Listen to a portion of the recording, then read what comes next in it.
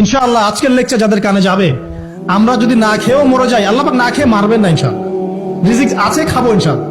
কিন্তু হয়তো বা অভাব হবে, টাকা পয়সা একটু কম হতে পারে, অন্যের 10 তলা ফ্ল্যাট হবে, আমার হবে না, ঠিক আছে, অন্যের এত বিঘা বিঘা জমি আমার হয়তো হবে না, কিন্তু ইনশাআল্লাহ তাআলা এই যে দুনিয়ার মুসাফিরের জীবনটা, এটা মুসাফিরের জীবন না, মুসাফিরের জীবনটা কেটেই যাবে ইনশাআল্লাহ। কাটবে না? যে কোনো ভাবে কেটে তো যাবেই ইনশাআল্লাহ। এই যে পরকালের জীবনটা একটা চেতনার শক্তি, জানেন, দুনিয়াতে যত বাধা বিপত্তি আসুক, গাল মন্দ খান, গীবত তহমত খান, কষ্ট হোক, নির্যাতন হোক, একটা বিষয় মনের মধ্যে শান্তি দেয়। কি শান্তি? যে এই দুনিয়ার জীবনটা তো আর চিরস্থায়ী নয়, এটা তো আর সারা জীবন থাকবে না। ইনশাআল্লাহ এই অবস্থা আস্তে আস্তে পরিবর্তন হয়ে যাবে। ফাইন্না মাআল উসরি ইউসরা, পরকালে ইনশাআল্লাহ পাবো, দুনিয়াতে না পেলে কি হয়েছে, পরকালে পাবো ইনশাআল্লাহ। যুবক ভাই, এসব জেনা ছেড়ে দেন, আল্লাহ রাব্বুল আলামিন আপনার জন্য হুর রেখেছেন জান্নাত, ইনশাআল্লাহ পাবেন ইনশাআল্লাহ। এটা ছেড়ে দেন, সুদ ছেড়ে দেন,